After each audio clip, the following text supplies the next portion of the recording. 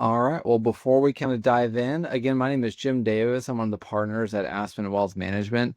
Thank you all for taking the time to jump on this call today. Again, we sincerely appreciate it.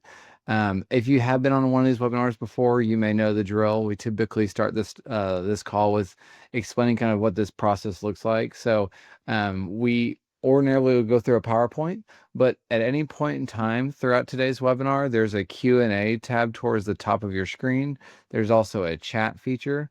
I'll go ahead and say chat here. We'll see what that looks like. And you may have just got that notification. So if you do have any questions or you want to put anything in the chat, please feel free to do so. My colleague Matt is going to be moderating that. He's on the call with us here. So with that being said, we'll go ahead and get started.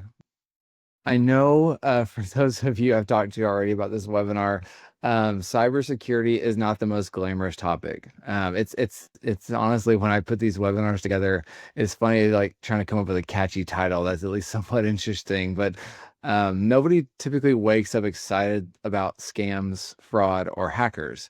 But here's the reality: protecting your wealth today requires more than just investment diversification. It takes more than tax planning or estate strategies. It also requires vigilance in how you use and leverage technology. In a world where people use AI or ChatGPT and the like, it's incredibly important that we are sensitive to the realities that our information is often digital. And so much so that with estate planning in particular, we're often recommending people have a digital estate plan where their passwords and security and things like that can be stored.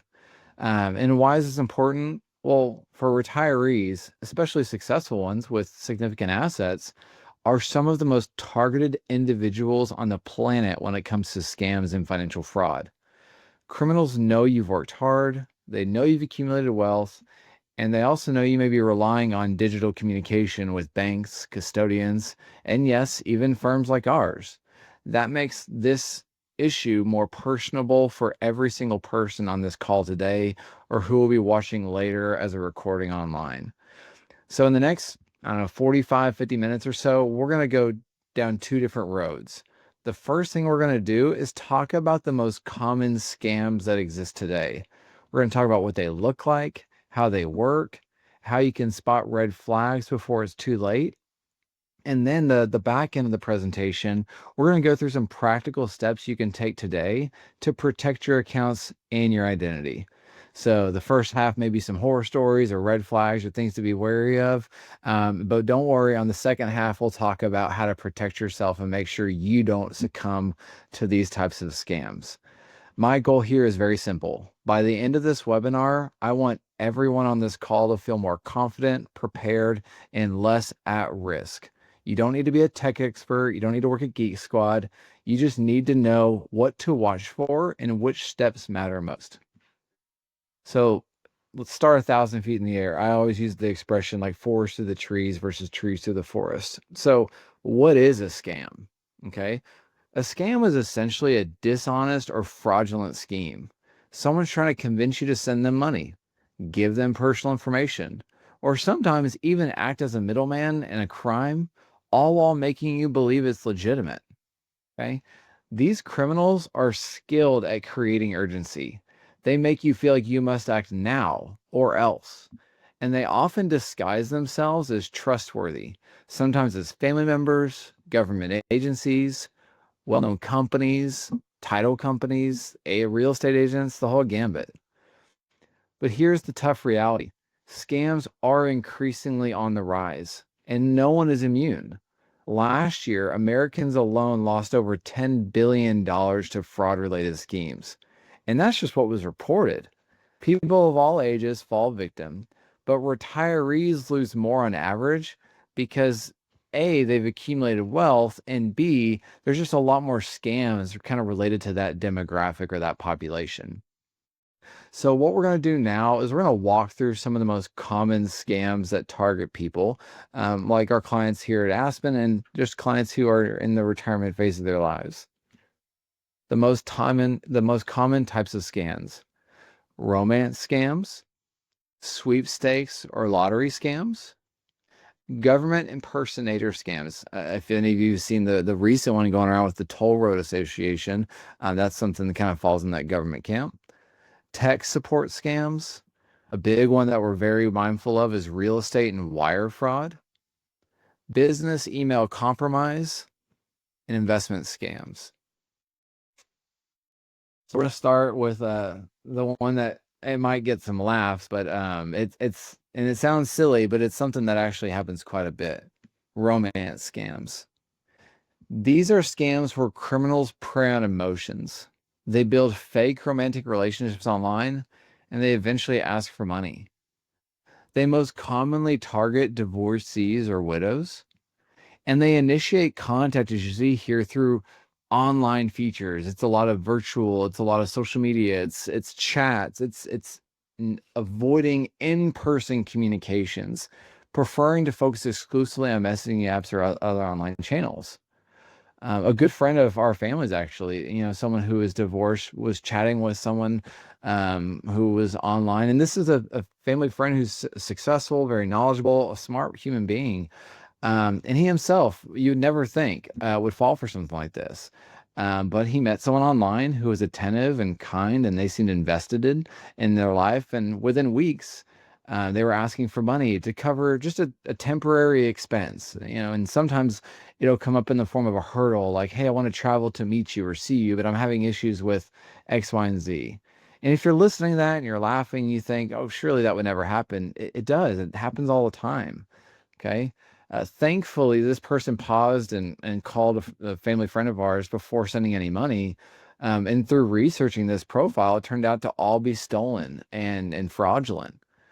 The red flag here, if you've never met the person in real life, if they avoid video calls and they start asking for money, just stop.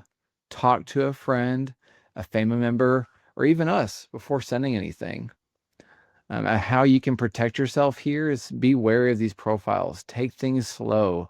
And you'll notice a rhythm here as we kind of go through these different types of scams.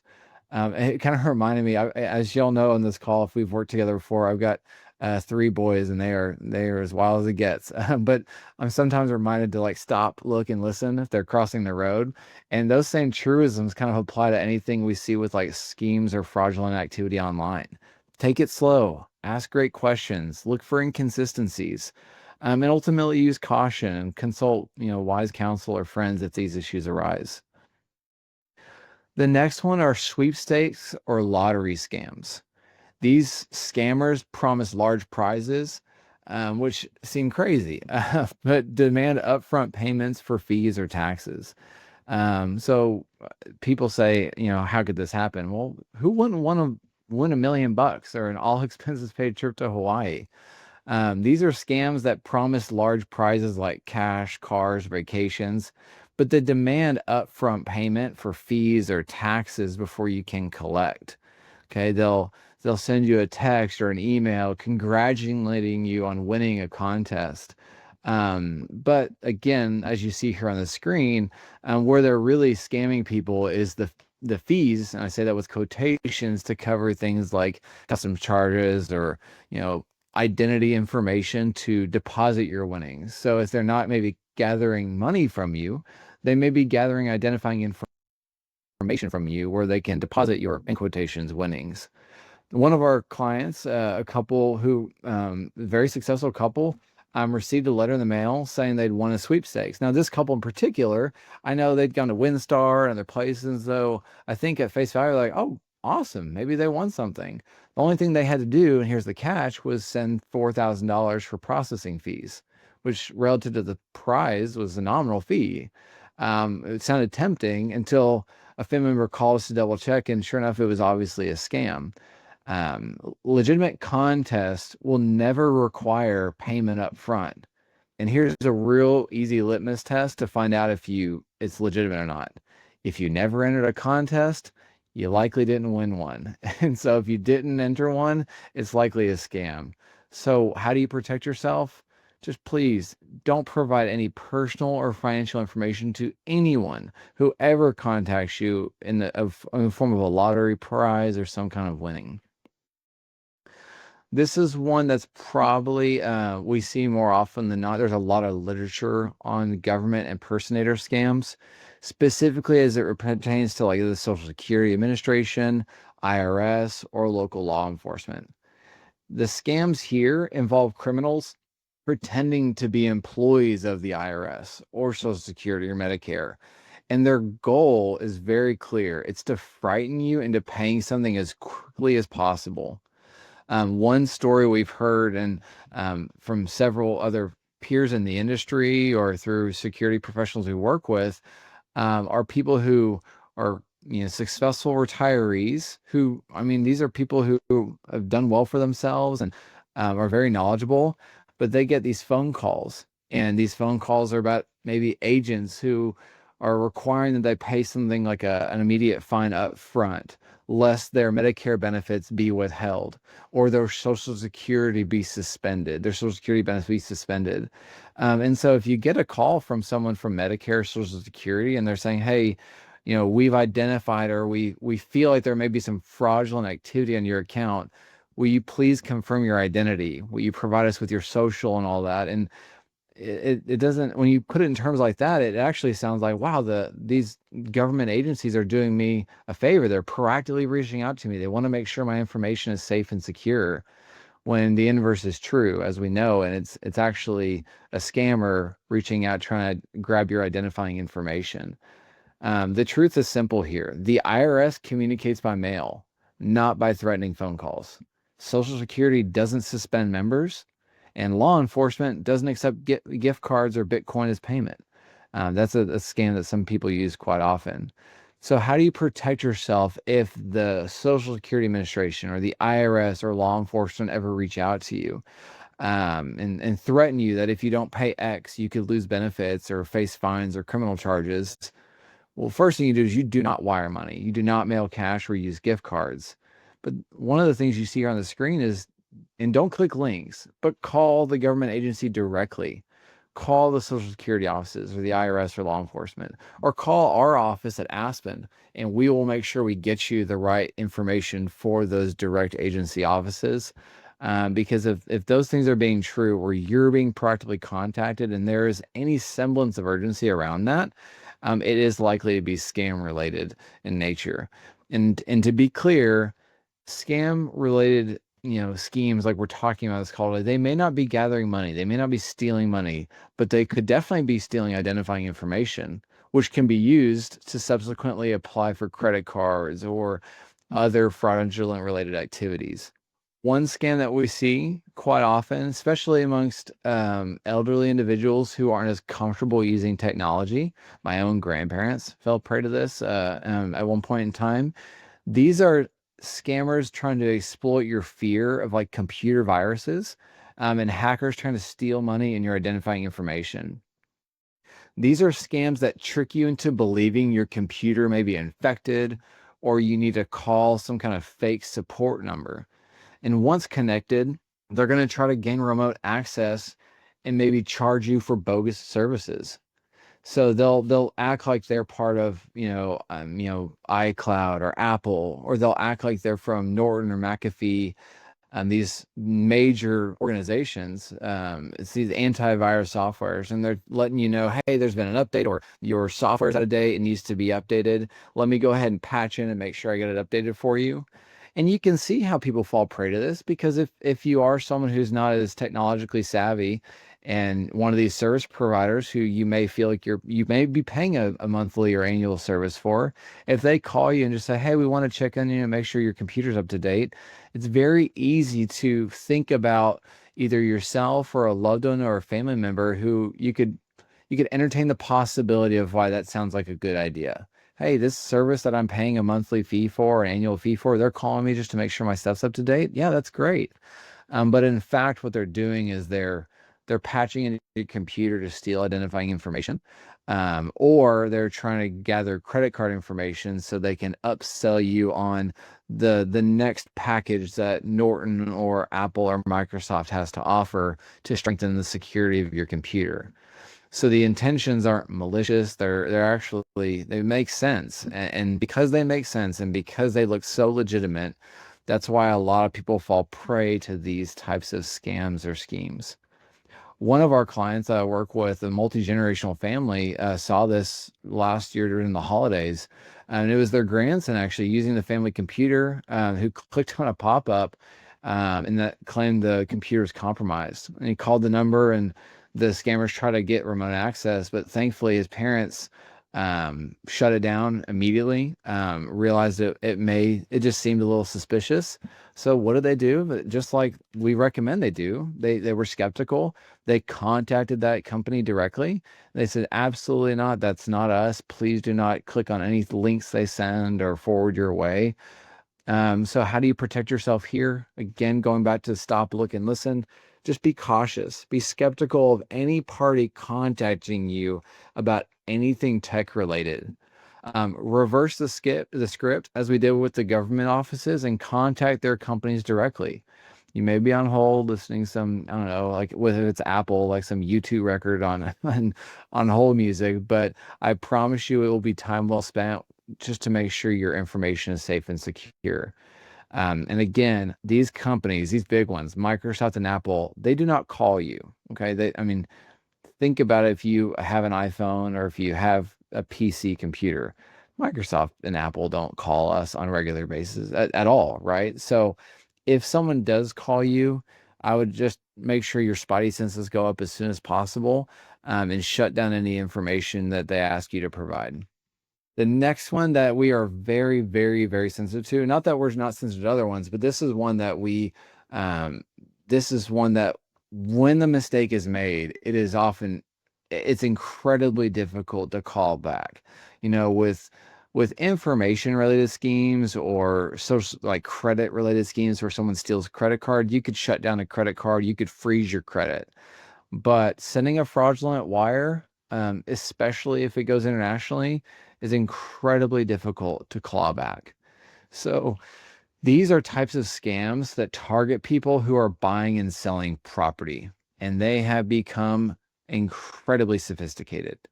What criminals do here is they intercept emails between title companies and clients, and they will replace wire transfer details with their own. One example that we saw, Schwab put together kind of some information. It showed the original title company's email, and they showed the fraudulent, what had been, intercepted email. It had the same signature, it had the same font, it had the same logo. Everything was the exact same from the title company to the scammer, except on the www.xyz.com,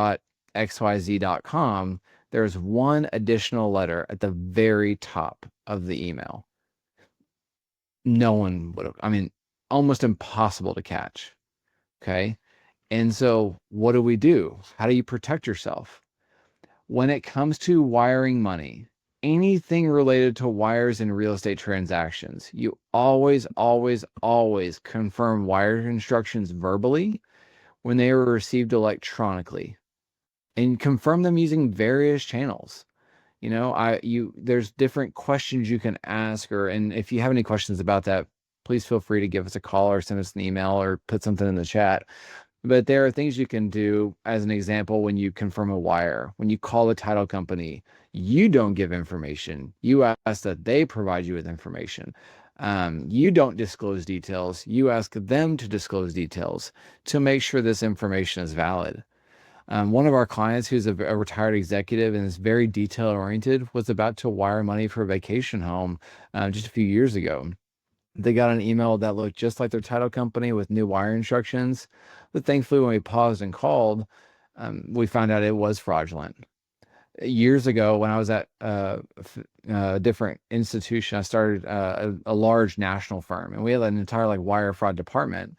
But even with this is a large national organization I worked for at the start of my career, even they would miss stuff from time to time. I know a good friend of mine was working with a client who wanted to go on an international hunt. He was taking some of his family members to Africa on this really kind of great safari package that he bought. They had a website, it all was reputable.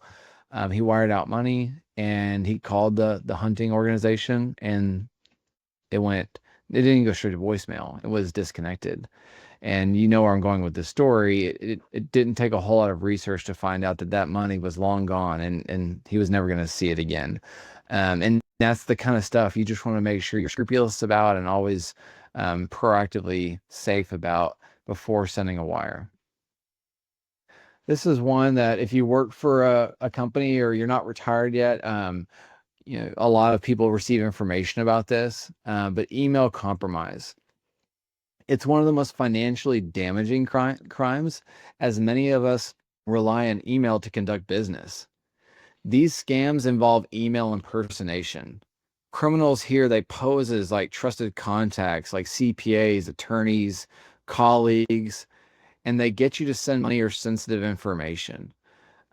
You'll see here, like on the screen, like a vendor sending an invoice that almost like the title company looks.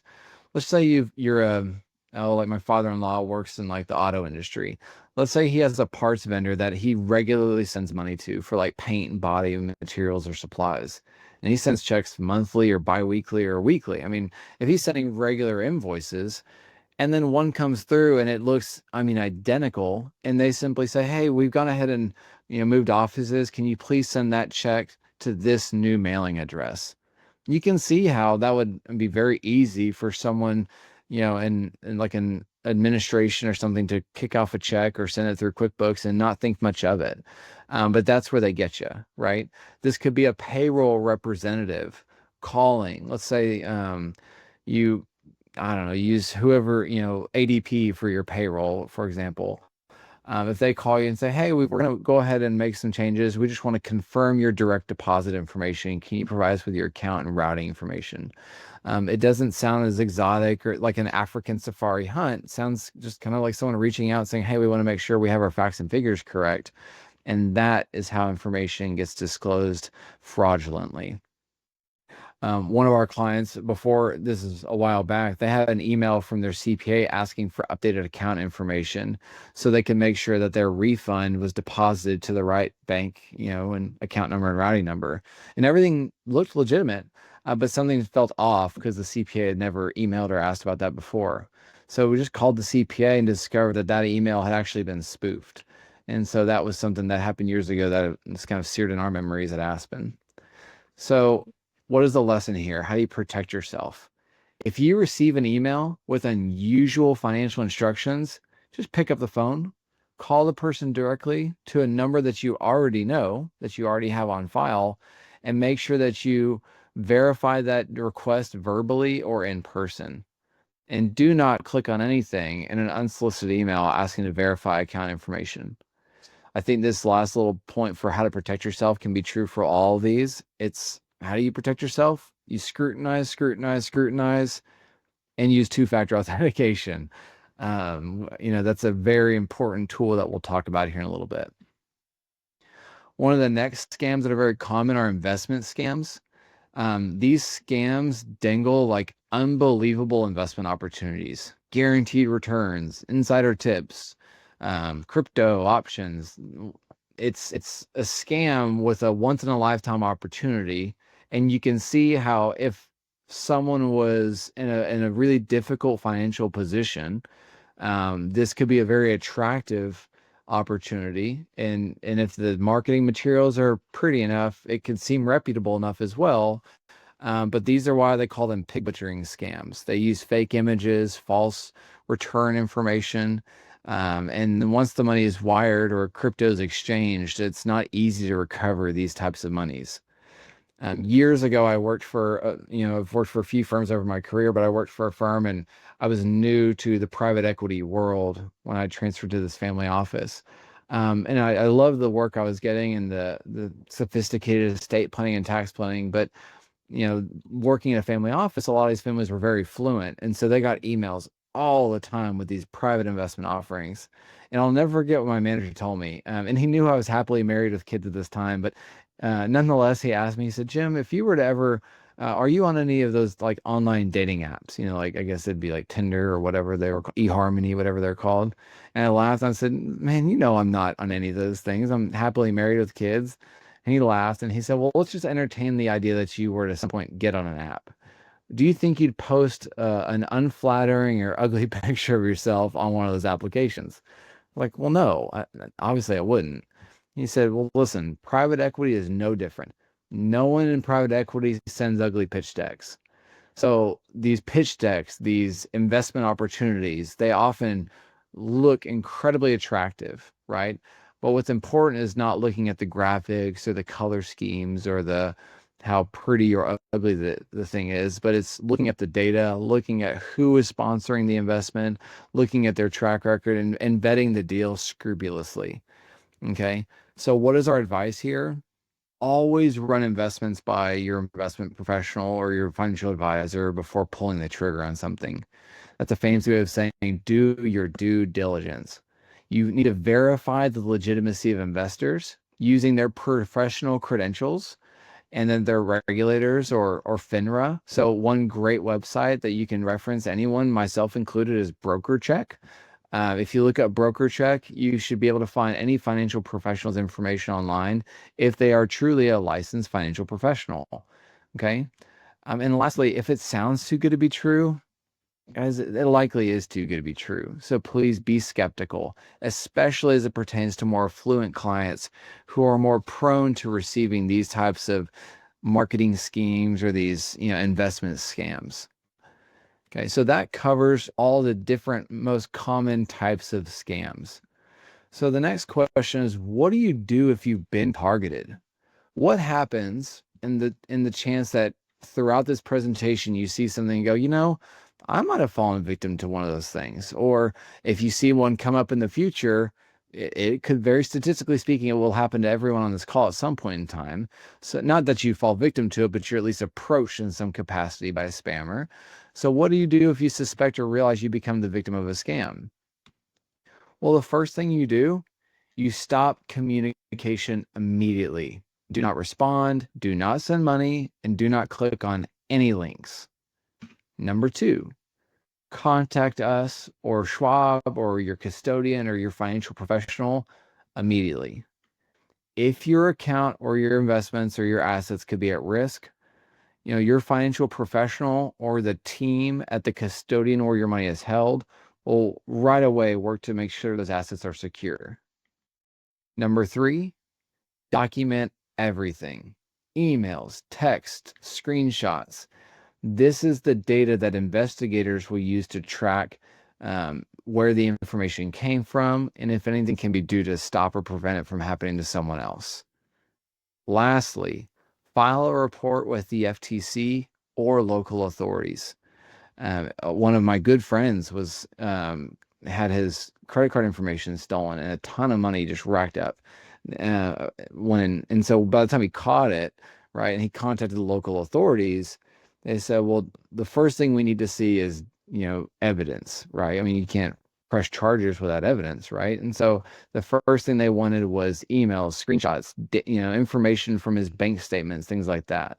So if you find that something is to happen, stop communication, contact your financial professional you work with, get all the documentation you can together, and then contact the FTC or local authorities.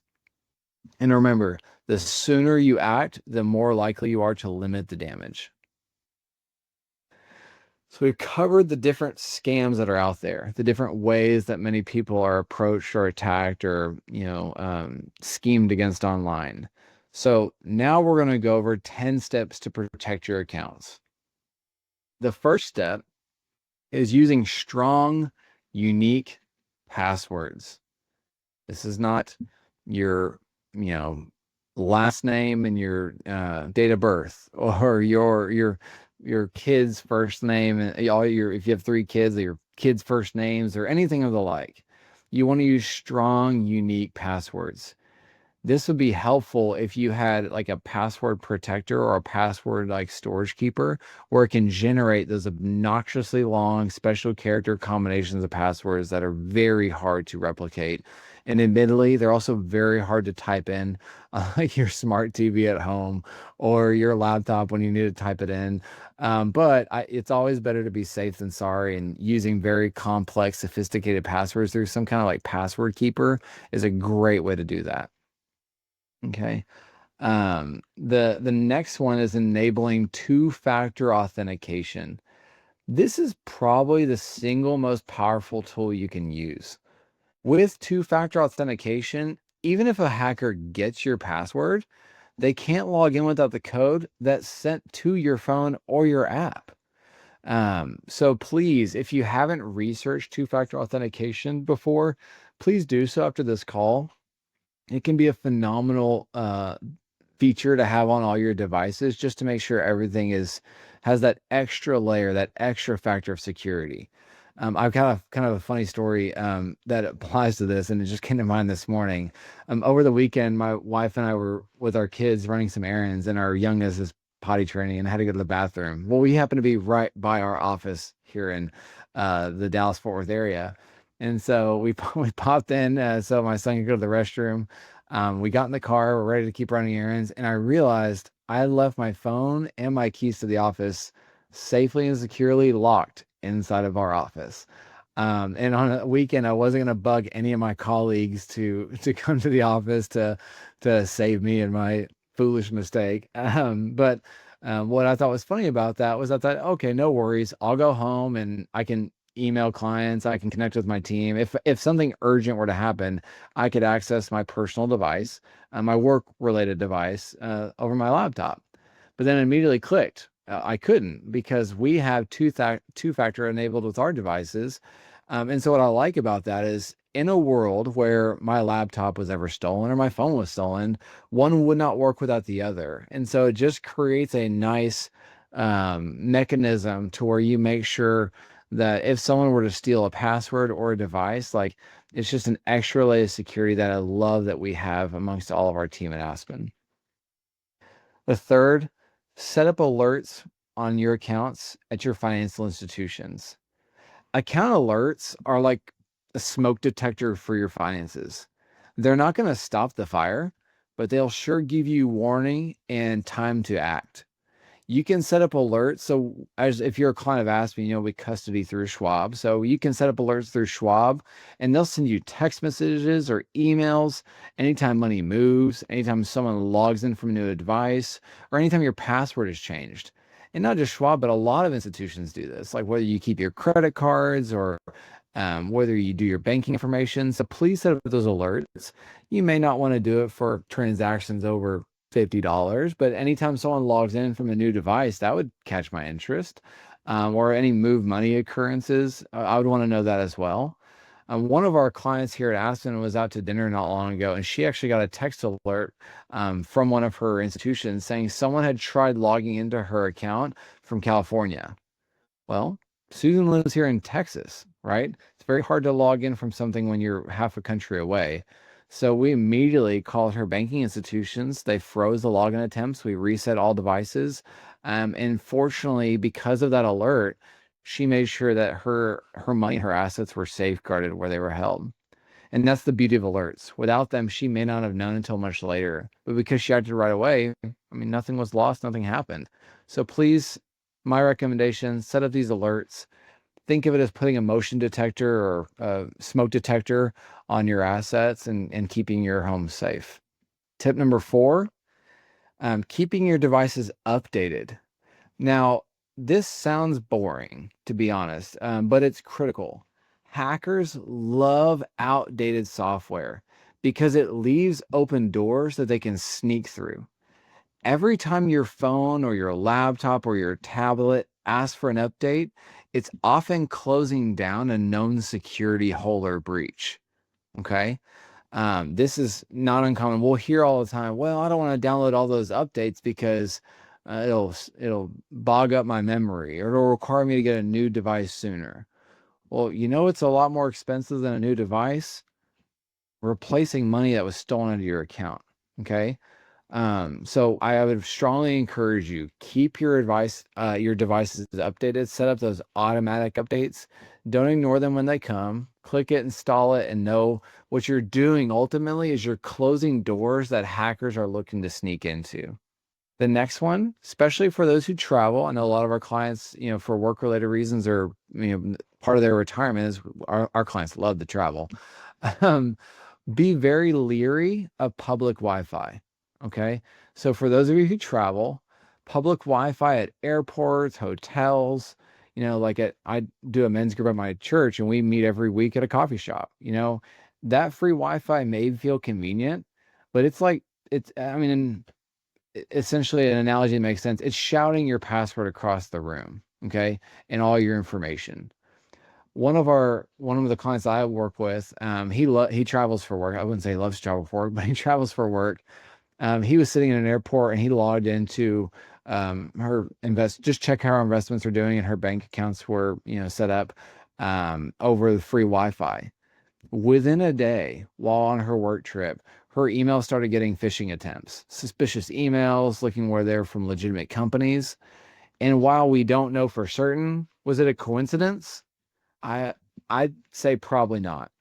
Okay, so the lesson is this: never access sensitive accounts like Schwab, banking accounts, 401ks, emails on public Wi-Fi without protection. What protection do you ask? Well, that's a VPN. It's that two-factor authentication. It's those different safeguards we talked about. Even better, turn on your phone's hotspot and connect that way. The Wi-Fi at Starbucks is free for a reason. It's not secure. So please do not risk your life savings to save a few bucks on data charges. The next things you can do to protect your accounts. Think before clicking. This is kind of that silly, stop, look, and listen. You know those emails that look slightly off? The logo looks just different. The email address is kind of wonky. Rule of thumb, hover over links before you click them. And if you're unsure, forward us or forward maybe Schwab or whoever your maybe Norton security team is, and make sure that email, especially the source in which it came from, is marked as spam or phishing altogether. 7, review account activity regularly. It's simple, but it's powerful.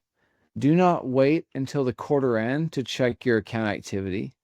Log in once a week or once every other week and just scan your balances and transactions, right? One of our clients not long ago was looking over, we use a planning software called eMoney, and we're kind of looking over their spending analysis tab. It's kind of like a budgeting tool, but not all clients love the word budget, but they're kind of looking at their spending activity. And they noticed this recurring charge for 40, $50 that just kept reoccurring. And 40 or $50 for someone who's retired may not really mean a whole lot and not worth really investigating, but it was just suspicious enough. So they looked into their credit card company, and it turned out it was fraudulent activity. And it had been going on for quite a while. But that's what the hackers will do. They'll test the waters for folks and they'll fraudulently scheme 40 or 50 or $100. They'll stay in these low dollar limits, and they'll increasingly increase the value in which they steal, knowing, hey, they're not catching this. Maybe I can inch the ball down the field a little bit longer or farther. We froze the accounts immediately. There's a process that it goes into getting that money back, but had that been caught sooner, it would have been a lot more easy to nip in the bud. 8, safeguard your devices. Phones, tablets, iPads. Guys, these are just mini computers, and they're often the weakest links. So please use fingerprint or Face ID with any and all of these devices. Enable auto lock. So after a minute or 5 minutes or what have you of not using the device, they auto lock. And don't share your devices casually. Okay. We see this all the time. Again, I have 3 boys, kids with iPads, they pass them around like they're, candy bars to their friends, right? And it's not that any kid's going to maliciously click on something, but they see a spam ad or they see a phishing attempt. They don't know the difference. They're a kid, right? And so one of our clients had a grandchild borrow their iPad. They clicked on a game ad. I don't know what the game was they were playing. And they unknowingly installed malware onto their iPad device. The client later had issues with unauthorized purchases on their credit card. And it wasn't catastrophic, but it was enough to say, how the heck did that happen? Well, it came from a grandkid clicking on a little pop-up alert on one of their games. And it can happen as innocently as that. The next thing, be cautious on social media. Guys, this one's so easy to do. It's tricky because we all love sharing pictures of our grandkids and our vacations, but scammers mine this information for things like birthdays, anniversaries, pet names, all of which are typically used in passwords or in security questions. Mother's maiden name, favorite pet, your first car. These are, as you know, as any of you have gone through some of those kind of like security questions before, these are things they may ask you, right? The date of birth of your spouse. So just be very careful when you celebrate certain things or when you share information on social media to just be mindful that that information could be used against you in terms of people hacking into your accounts. Okay. Lastly, act immediately if you are suspicious. The last step is most important. If it doesn't feel right, if it doesn't look, smell, taste right, call us or call Schwab Alliance, call your financial professionals or institutions immediately. Okay. Sometimes people think, oh, I don't want to bother this person. But by the time they reached out, especially as it pertained to like if a client's going through a home transaction, it's like wire related. By the time you reach out, the funds may have already been sent and incredibly difficult to recover if it was overseas. So let me say this, and let me be very clear. You are never bothering us if you call about something suspicious. That is exactly why we are here. And well, it's exactly why one of the reasons we are here. But ultimately, our job is to help steward and protect your wealth as clients at Aspen. So I'm just black and white. I'll say it again. You are never going to bother us if you call about something suspicious and you just want a second set of eyes on it. So I think that's a good segue. So how does this pertain to your financial plan? I love this New Yorker cartoon. As you can see here on the screen, it's a big castle with kind of Monty Python looking characters at the top guarding the castle with swords and spears. And the quotation from the man on the top left says, "Bad news, Your Majesty, it's a cyber attack." And so you can have all the guns, as one of my clients jokes, the guns, bullets, the bourbon that you need to prevent a world disaster. But oftentimes, financial crimes don't happen, from money being stolen from under a mattress. It's through cyber attacks. So let's zoom out for a moment. Cybersecurity isn't just a tech issue, it's a wealth management issue. At Aspen Wealth, we think about your financial life in a holistic picture. We design retirement income strategies. We manage tax situations. We help build estate plans to protect your legacy. But all of that is at risk if you lose money to fraud. Think of it like this. You could have the perfect portfolio, but if someone hacks into your account and tries to wire out $200,000, that's potentially gone. No investment strategy can just overnight make up for that kind of loss. So let me share a story one time about a client. I kind of touched on this earlier to allude to like how does cybersecurity parlay to a financial plan. One of our clients, who's a retired executive and has done very well for himself, was about to wire money for a vacation property. Again, they got an email. It looked like it came from their title company. It had new wire instructions, but thankfully they called and they paused and they asked us first, and we said, "Hey, will you help process this wire?" Well, as you know, we have a whole team at Aspen, and one of our team members proactively called to verify the instructions verbally, not trusting the email that was sent that looked impeccable. And it was only a few digits off, but a few digits ended up saving that client close to $250,000, had that wire gone out inadvertently or to a fraudulent party. Okay. That is what cybersecurity protection measures do. It could be as simple as a phone call that saves you, 6+ figures in money from something that would have just been easy to send out a wire based on an email that was delivered. And that's why it's so important and such a strong part of your financial plan. Because if you lose money to fraud, it's not just dollars, it's the emotional toll.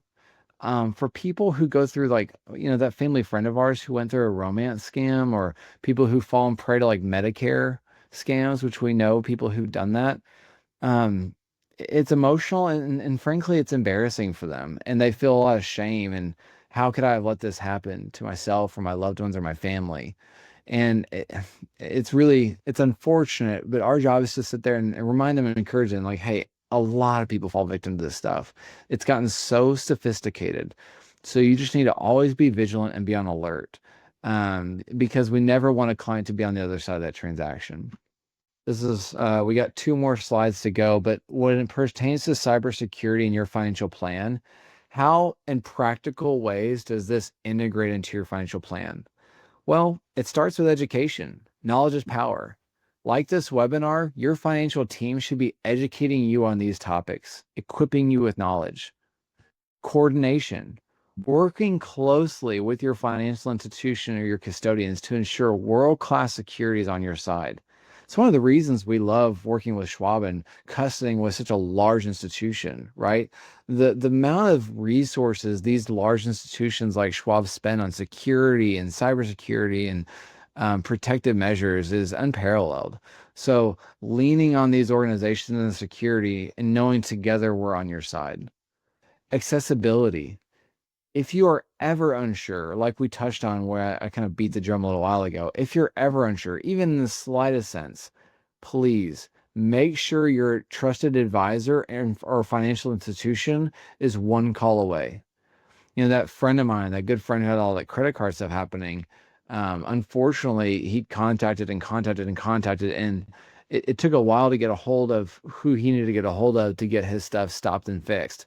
And we just never want that to happen. We've got there's a million ways to get a hold of us at Aspen, and we know the institutions we use have 24-hour numbers that we can call if anything were to happen or you're suspicious of anything happening.